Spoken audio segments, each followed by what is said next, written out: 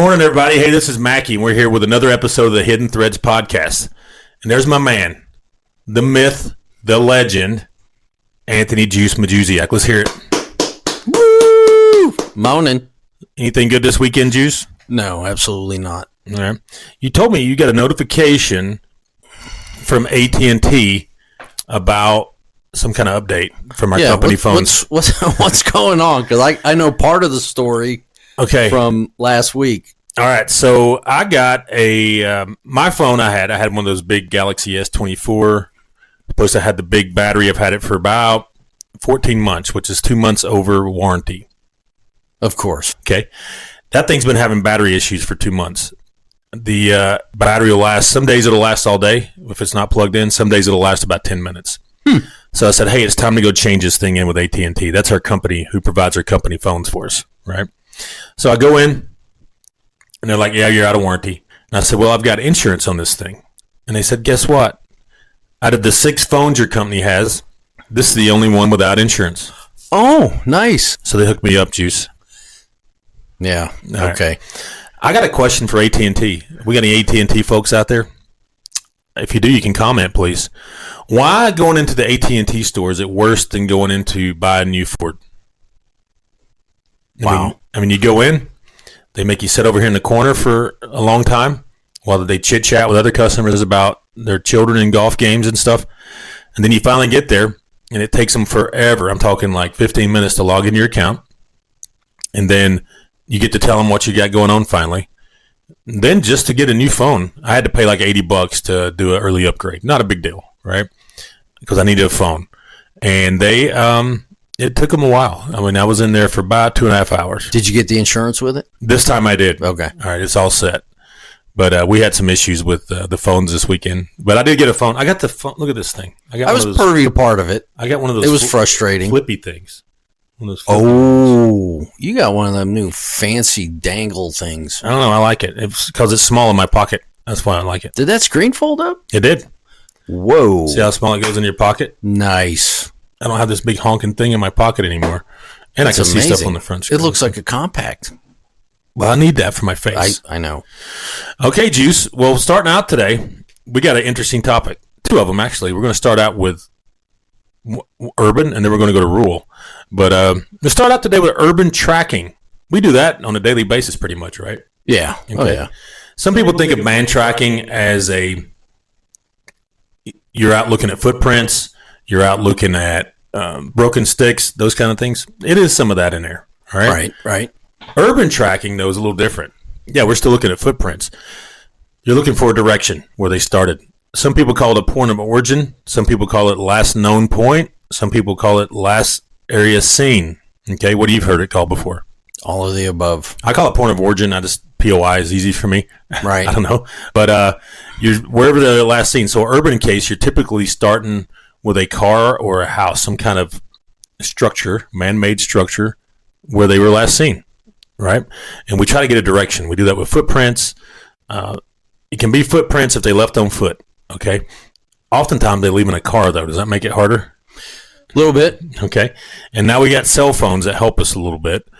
But often with the teenagers we deal with, their cell phones are left at home because of 99% of the time they're fighting over because they got their phone taken from them. That's why they left. Yeah. So I'm going to sip a coffee, Juice. You tell us what you think.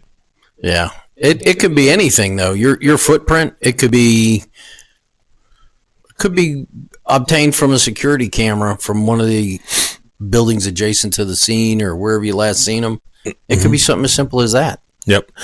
We had one where a young teenage girl got mad at her parents and took off, and I couldn't see. She went on foot. Now, I think somebody pulled up, and we found out that's what happened. Somebody pulled up to the road, and they lived a good ways off the road. Right. And she walked through the woods to get to the road, not up the driveway. But we found the neighbor's security camera showing her loading up. So that's our point of origin, right? Right. Yeah, point of origin, or your last known scene point. Okay, you can call it a variety of things. Put them in the comments. All you expert man trackers out there, tell me what I'm missing here on my terminology. But that's just what I call it. If I'm teaching a class, we're going to call it point of origin. All right, you don't know what I'm talking about if I say that, Juice? Absolutely. All right. Anyways, we found her on the camera and determined that she got into a car. Now we had to find that car later and get a new point of origin. That thing can move, your point of origin. So as they move, last known scene point can move. All right, point last known scene. We need to come up with a word here, Juice. What can I use to be consistent?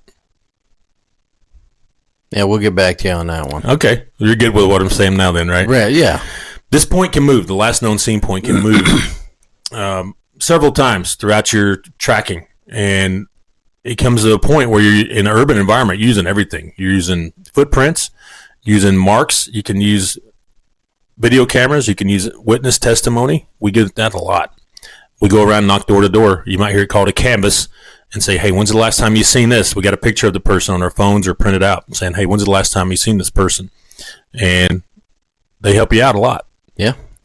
This particular girl was hanging out with doing drugs and actually pulled up in the apartment complex. I'm going to say it's the hood, okay, where known drugs are being sold. Say it isn't so. And they would not come to the door. I look very cop-like, even in my dressed-down attire. You look more cop-like than I do. I got a big old head with a square jaw and all that stuff and look serious, right? Right. But I'm the least serious person you'll probably run across. Probably, yeah. But I started going door to door and nobody would say anything. So I just parked my little sedan in the middle of the parking lot. I think we talked about this once before. Yeah, I remember this. And just sat there, started scrolling my phone. After about an hour, one of the drug dealers came up and said, hey, man, what can we help you with? Because you're killing business. I said, yeah, I'm not a cop. I don't care if you're selling dope here. I just want to know where this girl went. And he said, hey, this car came up and got her last night, gave me the tag number, all kind of information. Yeah, so imagine that. The next morning, we got the girl back based off of that. But that's urban tracking. I mean, you like to see the dual survival with the dudes out in the woods and the barefoot Indian. That's part of it. We're going to get into that in the second part. But urban tracking, you're using everything because there's not a lot of sign. What I mean by sign is disturbances on the ground, footprints, broken sticks, campsites where they use the bathroom last. You're not seeing a lot of that in the urban environment. No. We had a girl missing here when I was working. Which one? I'm not going to say her name because she's still in the area, but her and her parents decided to have a little spat. Right. And she took off. She was gone for 2 weeks. 2 weeks? 2 weeks. We did everything to find that kid. Even got out the FLIR system from the fire department. The FLIR? Track her through a field. Right. You can use FLIR to track them through a field. Now, here's the issue. You got to be prepared to go from urban to rural back to urban. Yeah, especially here. I've seen instances where we've used the FLIR from the fire department. You can get these cameras. You can spend as much as you want or as little as you want on these cameras. But the more you go up in price, the more intense and clear the picture is. I've seen some good ones. When I was a volunteer fireman, we had a couple looking for hot spots. Now, you can also use them to see tracks where their heat's transferred to the ground. You can see, you're not really seeing behind walls, but you can see heat signatures through windows, those kind of things. Windows tend to play with them a little bit, mess with them a little bit. But if there's a hot enough signature behind a wall, you can if there's a body there, you're going to get it. Yep. And where they hung out last. Now, if they've talked people into not wanting to be found, it makes it more difficult. The girl I was talking about, her parents, her birth mother and her birth mother's new boyfriend, actually had her hidden in a shed. And I had to stop and do surveillance and watch her go from the shed to the house, probably to go to the bathroom and get some food. Yeah. That's how we found her. I knew they were lying to me as soon as I walked in that house. Yeah, their lips were moving. They let me walk through the house, look in closets and stuff, and they're just very chatty. They were over talking. Oh, yeah. And I said, I didn't say it to them, but I said, you guys are lying. That's super nice. They even gave me a cup of coffee. I drank it. That was nice of them. I drink it. I'll drink a liar's coffee. Right. I've lied before, so we have meetings on Fridays. Right. Liar meetings. I try not to do it to hurt others, though. We do it to gather information. Right. I did surveillance from a trailer next door that was abandoned and got her. Now, the stepmom's dad wanted to come out and fight because I came out when the cops were there, and I said, she's right there. I basically pointed, and they went in and got her. He wanted to come out and fight and stuff. No, he didn't. No, he didn't. It was a show. He weighed about 380. If he'd got on top of me, it would have been rough. Yeah, that was the whole problem, though. He wasn't breaking that plane. I would have ran from him. And got him out of breath. You wouldn't have had to run. I'd have got him out of breath real bad, and then it wouldn't have taken about 10 steps to get out of breath. Maybe 10 feet. He'd be done. Fun. But yeah, that's urban tracking. It's way more. It can become more complex, or it can be easier depending on how cooperative people are to you.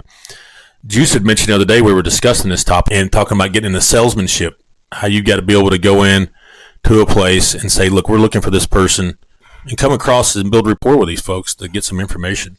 You're big on building rapport. Talk about that a little bit. Sometimes it's pretty easy. I don't look like your normal used to be cop or private investigator, and sometimes people open up to me a lot easier just by walking in and going, "Hey, dude, how you doing?" Right. Oh, where'd you get your tattoo? And usually that's how I diffuse, like working with inmates and stuff. I'll stand there and stare at their tattoo, and then I get them to drop their guard a little bit. And once that happens, that's when the dialogue can start. You can actually have a good conversation with them and start pulling all that information, and then it's just free flowing at that point. Right. So yeah, Juice has the goatee, the tattoos down to his knuckles. Yes. And bald head. Yes. And he wears the Boston Scally. Boston Scally. I almost called it something bad. But anyway, I am losing power here, Juice. Hold on one sec. All right. Losing power, that is not good. Early on a Monday morning. Yeah, that's not good. I didn't have my cord plugged in, so. Is your cord plugged in now? It is. It's plugged in. We're all plugged up, ready to go. I was on a battery, and it was saying, hey, you're running out of battery. But, yeah, so urban tracking has a lot to do with building rapport and asking questions. It has a lot to do with planning. Both of these you do 80% of we call it a case, but the tracking activity before you even step off with gathering information. The teenagers we've located in the past, we go into their point of origin as their bedroom. Right. A young girl or boy, that's their life as a teenager. Yeah. Right. And going to their garbage to get clues to where they might have gone. What they wore, we can go through, and either mom or dad say, hey, what did they wear? We get those that's how we get what they're looking like at the time. And then go from there and then start asking neighbors for camera footage if there's no footprints. But this girl did leave footprints to the woods. Right. And her mom was freaked out. Oh, she's going out here and killed herself. Legitimate concern, right? Yeah. Especially now. But we went all through those woods and didn't see any bodies because it was not a huge stretch of woods. But we did see footprints, and we said, oh, somebody picked her up here. So, yeah. And then we got some actual footage of it. And got a people car don't realize there's a methodology, a strategy when you go in and start doing this. It's not like they see on the movie. Somebody just walks in, looks around like Monk, and got it all figured out. Yeah, Monk has like telekinesis or something. Oh, yeah, I'm not a monk. Great show, though. Yeah, good show. It's funny. Yeah, we planned it out. We used the old SMEAC formula. What does that stand for, Juice?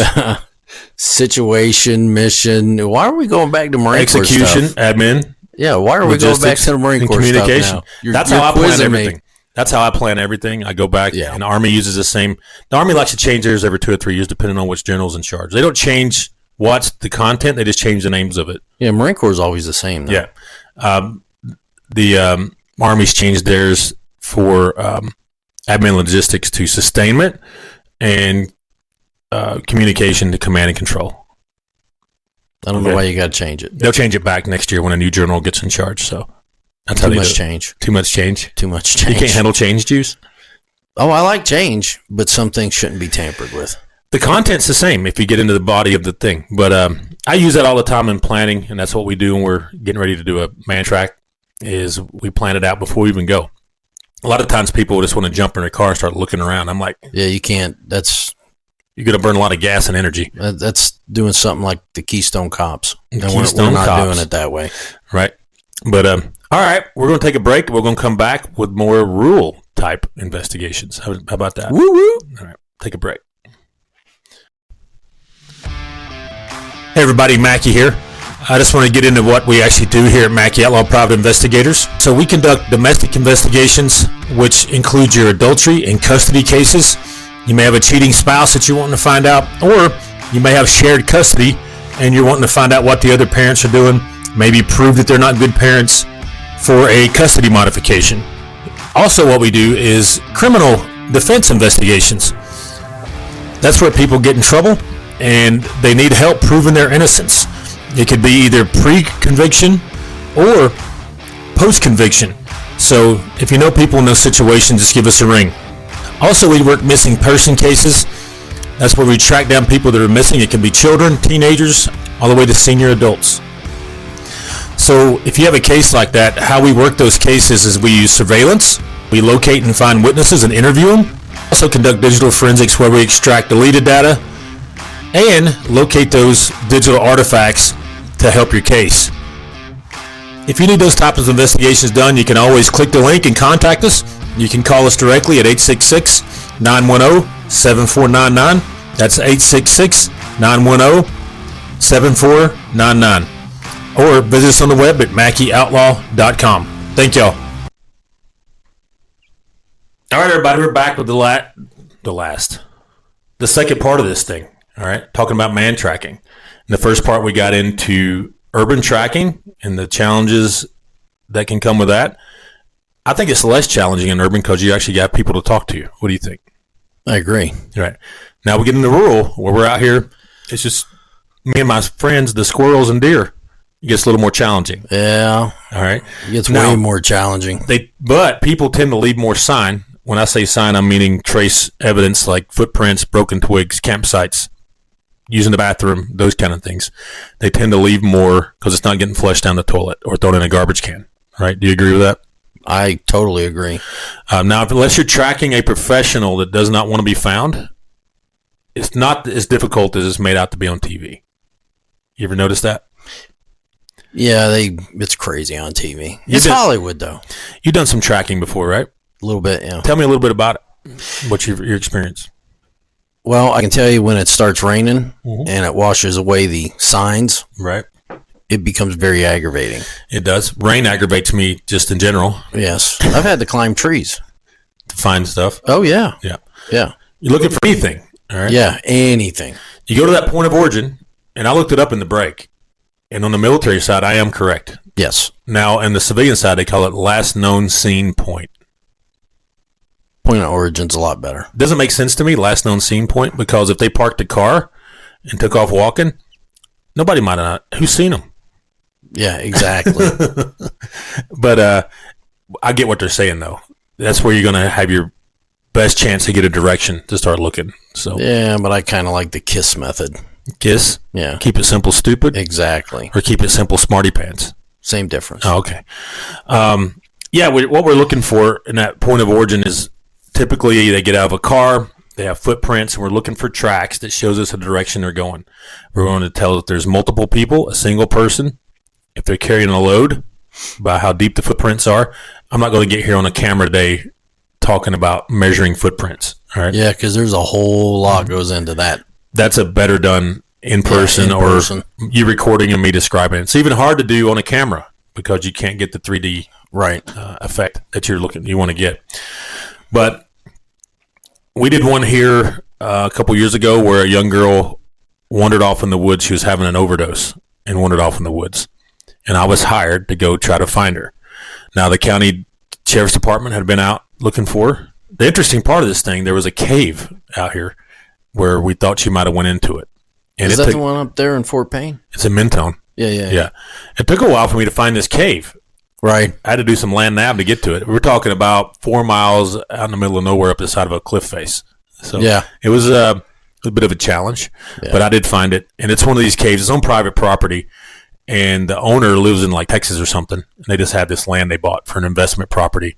And they had a grate over it with a lock. And I called the guy and said, "Hey, can I walk and look for this girl?" He goes, "Oh, yeah." And I said, "What about this key to this grate?" He goes, "I don't know where the key is." But I went up there and found it. You could tell it had been tampered with. Nobody had tried to cut it or pull it off or anything like that. Now, to get this thing off, this cage, you had to hook a dually up to it and snatch it. That thing was welded on the mouth of this thing. They had like a metal ring put in the mouth of the cave with this grate over it. It was pretty good. But you could see down in there in the past where people had squatted in there and left their trash. But this girl was not in there. Now, I looked for this girl for 3 days in those woods looking for any type of sign. Now, I got this thing about 60 days afterwards, so how much sign do you think I'm going to find? Very, very, very little.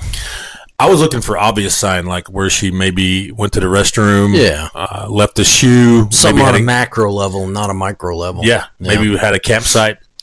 I did stumble up on a refrigerator. It was on the path that she was supposed to go. We thought there was some foul play here, too. And I was like, oh, Lord, they put her in the refrigerator and dumped her out here. Or killed her and put her in. So I cracked it open. It was nothing. There were some maggots in there with some old meat. That was nice. Oh. Smells good. Extra protein. No girl in there, though. I did the zigzag method looking for any trace where I would land. I would navigate to one area. This thing was bordered by farmland. So I'd navigate to one point on the other, one fence, turn around, offset about 10 degrees, and go back to the other end. I did this zigzag forever looking for anything. I didn't see nothing. Right. I didn't see nothing. Is that proper English, Juice? Yeah, for here, yeah. I didn't see anything. How about that? And come to find out, she was located about 6 months later in a whole other area, all right, than where I was looking. I did my diligence, right? Right. All right. I wouldn't say a whole other area, but a neighboring patch of woods that I kind of thought to look over there, but the client didn't want to pay for me to go over there. So, right. All right. They didn't want to pay another fee for me to do the same thing over there. And I was like, okay, well, we know she's not here. All right. That area I was in was a ton of sinkholes. Oh, yeah. Up there? Yeah. And you could climb down in and climb as deep into the earth as you want. And I told the police department, the sheriff's department, I said, you might want to get a dog down in these holes and take a look. And I think they did. They took some dogs out and took a look. And they found her at the other place with dogs. All right. Let's talk about dogs a little bit. Do you know anything about sniffer dogs? Very little, but I have two friends of mine that run search and rescue dogs, and they fill me in quite a bit on stuff. Right. I know the challenge with search and rescue dogs is you've got to have some smell, a strong enough scent for them to start with. Right. And then you get to that point of origin, you've got to have a strong enough scent for them to pick up on. All right. Right. If not, they're just going to stand there and look at you because they're like, I don't smell anything. Right. I've seen that happen before where there's not a strong enough scent. But people typically leave a scent and it can persist for quite a while. I don't know the exact numbers on it, but it can persist for some time. Now, these people that found her, the dogs that found her were specifically trained in cadaver looking for dead bodies. Right. And that's how they found her. But they got a tip. They're like, hey, she's in these woods over here. Took the dogs out and she was there and had been ravaged by wild animals. The body had. But they found her. And it was a sad situation, but it was determined based off what I read, she did have an overdose and freak out and wander out in the woods and basically got lost. Right. All right. What do you think about that? Yeah, it's terrible. Yeah. Drugs are awful, especially where we live. Yeah. Fentanyl, meth, pills are... Well, we're known as Meth Mountain. Meth Mountain, baby. It's destroying lives around here, right? Yeah, so, yeah. Life's hard enough. Just don't throw in extra. I just never understood it. I smoking weed, I understand that. But when you start getting into the chemicals that are used to clean your drains in your house and, make a spark. Drugs that doctors use to make you unconscious for surgery. Yeah. We're just going to abuse that. Yeah, so. I don't get it. But, it's terrible. But this young lady had a history of drug problems. And I walked around out there. I didn't camp. All right. I went out there. I'd go till dark and then come back home. All right. Now, going at night, though, can have some benefits. You ever tried it at night? Yeah, we did that. That female that got away from her mom and dad, we did a bunch of that at night. That's a pain. It can help. Sometimes your sign, especially footprints on the ground or your sign on the ground, when you get a flashlight, it tends to come out at night. Yeah. And you can get directions and those kind of things. Now, moving from sign to sign can be challenging in rural areas, too. So you're walking, you're following footprints, you're seeing where they broken limbs or pushed through brush, and all of a sudden it ends. All right. Maybe they change direction on you. Maybe they hit a body of water. Does that make it challenging? Oh, yeah. So if they do swim across a body of water, you've got to circumnavigate this body of water and pick up a sign on the other side or whatever side they started on. So you're going, if you get two people, you can typically cut your work in half by sending one direction and one the other direction. But you got to pick up on the other side. Same with dogs. The scent goes away with water. So the dogs you have to walk them around this body of water, whether it be a creek or a pond or a lake or whatever, and try to find them. That's one thing if it's just a small farm pond. What about Sylvania Lake? That'd be kind of difficult. What about Tennessee River? Oh, kind of difficult. Be difficult to swim, Tennessee River. Right. I've swam way out there before, about halfway and back before, just goofing off. But the current, just at a goof? Yeah. Yeah, not me. You're not. But if you don't know what Juice is, swims like a bowling ball. Yeah. I swim like an iron duck. An iron duck. And I'm the opposite. I swim pretty good. Yeah. But the current is ridiculous on Tennessee Oh, you River. can see it just coming over the bridge. Yeah, you gotta know what you're doing and aim for a specific point to land at a different point. So because it's How going to about wash noise in. discipline at night? Have you found that? Well, I have tinnitus now, so I can barely hear, but my auditory picks up better at night because all that extra noise is all squashed. That's good. All you're hearing, everybody's like sight at night. Oh yeah. Yes. If you get away from the man-made lights and get out in the woods, true darkness, you can see. Absolutely. You can see good enough to engage targets with a weapon. Absolutely. I've done it before. Night vision helps, obviously, brings things out. But you can see at night with your naked eye, and all your senses heighten when you turn the lights out. What do you think when little kids get the lights turned out? They freaks them out and it scares them because their senses go on high alert, right? Right. It's the same with out at night. When you're doing these searches in the woods, you got to do. It's almost like a patrol. So we're gonna walk. We're gonna follow a sign, then we're gonna stop and listen. We're gonna follow a sign. We're gonna stop and listen because they may make noise that can help us pick up a location. Noise and visual cues are the quickest things. That's the visual cues are shine, shape, and contrast with the background. Okay, if they're wearing an orange shirt, obviously we're going to be able to see that better than we would if they're wearing a dark gray or a black or a green. Or plus, they're not going to have any noise discipline if they're trying to get away anywhere. They don't care about the noise they're making. They might try, but they're not trained in it. Right. So they're going to have clanking noises and breaking limbs and all these things, and shouting out when they twist their ankle. They might shout, say a cuss word here and there. It happens, right? But they're not thinking about that. So we're going to follow sign. The good rule of thumb is about, some people say 50 feet, stop and listen. I'm like, depends on where we are. In the brush here in North Alabama, 50 feet's a long way. Yeah, it is. It's busting brush here will wear you out because it's thick in the summer. It will. Now, right now, we're in the spring, just coming out of wintertime, so it's not that bad. But I couldn't even walk through my backyard up here. Yeah, I had to go get it mowed down because it was so thick. The undergrowth is crazy. Yeah. Briars. You should do a class on this stuff. What, Mantracking? Yes. Come to think of it, Juice, I think we're going to. I think that'd be a great idea. So I am doing the orienteering land nav course. Right. And we should do a Mantracking course as well. And Juice would be my trusty assistant. And in urban and suburban environment. So I always thought of doing one where we start urban, where we got to use computing, interview skills, and all the tools for urban, and then move into a rural and keep a central hub that can also, because people take their phones in the woods now, right? Yeah, if you got cell service, you can. They may be posting on internet, posting on Facebook, posting on TikTok. Bring our ranger beads, pace counters. I used to have. I probably got some around. I've got some somewhere. They're hanging on something. I guarantee you. But yeah, we get into when you get into Mantracking, you have to get into land nav, which that's kind of the course I'm starting out with. Right. And pace count is part of it. So I've seen it before where the trackers get lost. You ever seen that? Yeah. And they have to find out where they are. Yeah. And then they start back again. This loses time is what it is. So yeah. All right. Yeah, we got a course coming up, and I'm going to end it here for this session of the Hidden Threads podcast. What do you got, Juice? It breaks me up every time we come to an end. Really? Well, the good thing is we get to record some more this week. Oh, that's good then. Now I'm happy again. This is kind of our morning coffee, y'all. We just sit around and talk and record podcasts. Well, I'm not having coffee today. I got tea today. Tea? Yeah. No black coffee, huh? Not today. So, all right. That's it, y'all. We'll be back soon.